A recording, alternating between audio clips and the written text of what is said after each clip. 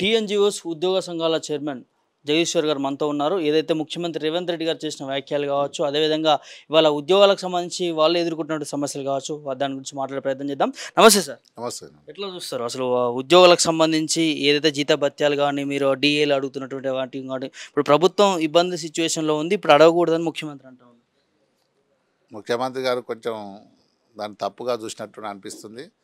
ఎందుకంటే మేము జూన్ 9థ్‌లో మహాధర్నాని కార్యక్రమం పెట్టుకున్నాం.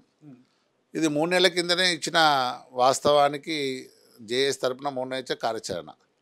కార్యాచరణ ప్రకారం మహాధర్నా చేసేసి మా ఉద్యోగులందరినీ హైదరాబాద్ రప్పించేసి ఒక నిరసనగా ప్రభుత్వానికి తెలియజేసి మా హక్కులను సాధించుకునే దిశలో మనం మీటింగ్ పెట్టుకున్నాం. కాకపోతే అంచెలంచెలుగా ఉద్యమం ఉంటుంది. ఎందుకంటే మనం తెలంగాణ ఉద్యమంలో ఎట్లయితే చేసినామో అంచెలంచెలుగా ఉద్యమం ఉంటుంది. ప్రభుత్వాన్ని కొంచెం నయాన భయాన ఒప్పించి సాధించుకున్న దిశలో కొన్ని పత్రికలో సామాన్యమైన రాయడం, అది హెడ్డింగ్ చూసినమే మా ఉద్యోగులు ఏదో మా మీద దండయాత్ర చేస్తున్నారనే భావన ముఖ్యమంత్రి గారికి కలిగి ఉండొచ్చు. మేము ఉద్యోగులుగా ఎప్పుడు దండయాత్ర చేయం, ప్రజలపైనే ఆయనతో చేయం. ప్రజలకు చేసేదే మేము ఉద్యోగులం. పొద్దున లేస్తే వాళ్లకు ప్రజలకు ఇంటికి ముందు ఉన్న మా ఉద్యోగి. మొట్టమొదటి పొద్దున్న లేస్తేనే మా మున్సిపల్ కార్మికుడు, తర్వాత మా సెక్రటరీ, మళ్ళీ హాస్టల్ పోతున్న హాస్టల్ వాడాను.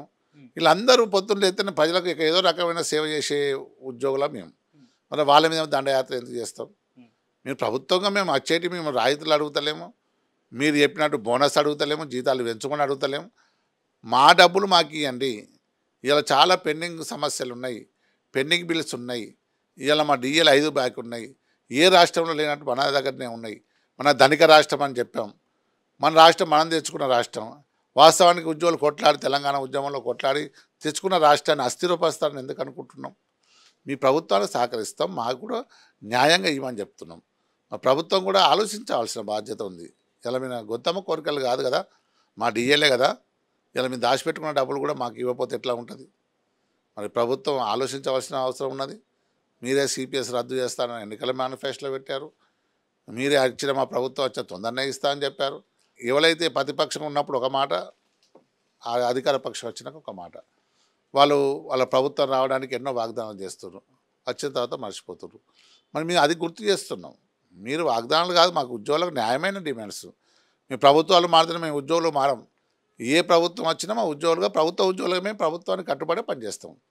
మరి దాన్ని నిజంగా ఆవేశపూరితంగా మాట్లాడిండ్రు ముఖ్యమంత్రి గారికి. మేము ఒకటే చెప్తున్నాం, మీరు చెప్పండి, మా సమస్యలు పరిష్కరించండి. ఈ మంత్రిమండలితో కాకుంటే మీరు ఏదైనా అధికారులతో ఒక కమిటీ వేయండి. మా సమస్యలు ఏంటంటే ఫస్ట్ మీరు పథకాలు చేస్తారు, పథకాలు ఇంప్లిమెంట్ చేసే దానిలో మీ అక్కడ అధికారుల చొరవ ఉండదు, అధికారుల పర్యవేక్షణ ఉండదు. అక్కడ ఉన్న కింద ఉద్యోగిని చేయమని చెప్తే వాళ్ళు ఎలా చేస్తారు? దానికి సరిపడిన ఫండ్ లేకుండా ఎలా చేస్తారని ముఖ్యమంత్రి గారి దృష్టి తీసుకుపోతున్నాం. కొందరు మంత్రులు అయితే కనీసం మేము పోతే మాట్లాడలేని పరిస్థితి. ఇక్కడున్న మంత్రులు కొందరు మా తప్ప మిగతా వాళ్ళు గుర్తు కూడా పట్టరు ఉండడం. అసలు ఉద్యోగ సంఘాలు అంటే వాళ్ళకి తెలుస్తలేవు. మా తెలంగాణ పోరాటం చేసిన సంఘాలు ఇవాళ టీఎన్జీఓ సంఘం అంటే ఇవాళ ఇప్పటిది కాదు, 80 సంవత్సరాల చరిత్ర ఉన్నది. అప్పుడు నిజాం సర్కార్ని ఎదిరించాం, ఆంధ్ర సర్కార్ని ఎదిరించాం, మన రాష్ట్రం తెచ్చుకుంటే ఇది కీలక పాత్ర పోషించాం. ఇటువంటి సంఘాలను కూడా గుర్తుపెట్టుకోకుండా అసలు టీఎన్జీఓ సంఘం అంటే ఏంటిదని కూడా అడిగిన మంత్రులు కూడా మా దగ్గర ఉన్నారు. మా దౌర్భాగ్యం ఏంటంటే ఎవరు చూసినా ఏ ప్రభుత్వం ఉంటే ఆ ప్రభుత్వానికి అనుకూలంగా ఉంటుంది, తప్పు లేదు కదా. ఆ ముఖ్యమంత్రి ఏ ముఖ్యమంత్రి ఉంటే ఆ ముఖ్యమంత్రి దగ్గరికి పోయి మా మా మా బాధలు చెప్పుకుంటాం, వాళ్ళ బాధలు కూడా చెప్తారు. ఇలా పథకాలు ముందుకు కావాలంటే ప్రభుత్వం ఉద్యోగులు చేస్తేనే వస్తాయి కదా. మీరు అందరు నెంబర్ 1 అంటారు, ఉద్యోగులకు వచ్చే వరకు ఉద్యోగులు అవినీతి పాలు అంటారు, లేకపోతే వీళ్ళు పని చేస్తలేదంటారు. మనం పని చేయకపోతే మీరు నెంబర్ 1 ఎట్లా వస్తారు? మీరు తీసుకొచ్చిన పథకాలు మేమే కదా ప్రజల దగ్గర తీసుకుపోయేది. మరి అటువంటి చర్యలు ఎవరైనా మానుకోవాలి. ముఖ్యమంత్రి గారిని మేము కలుస్తాం, తాళ్ళను కలిసి మేము సమావేశం ఏర్పాటు చేస్తాం. మీరు సమావేశం అంటే 3 మ్యాన్ కమిటీ పెట్టిన దాకా 7 నెలలు అవుతుంది. చాలా బాధగా ఉన్నది. మరి ఎవరితో మాట్లాడాలి? మీరు మాట్లాడడానికి రెడీగా ఉన్నామని చెప్తారు, మీరు మాట్లాడుతారు, ముఖ్యమంత్రి గారు మాట్లాడుతారు. మీరు ఒక సబ్ కమిటీ వేసారు, ఆ సబ్ కమిటీ ఇదివరకు మాట్లాడకపోతే మరి ఎవరితో మేము గోడు ఎలా ఒప్పుకోవాలి?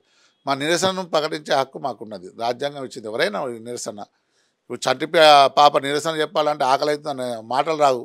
ఏం చేస్తే ఏడుస్తుంది, ఏడిస్తే ఓహో నా బిడ్డకు ఆకలి అవుతుంది, ఇలా పాలు తాగించాలని తల్లి ఆలోచించి పాలు తాగిస్తుంది. అలానే భావించాలి కానీ ఏదో దండయాత్ర అని కాదు. మేము దండయాత్ర చెయ్యం.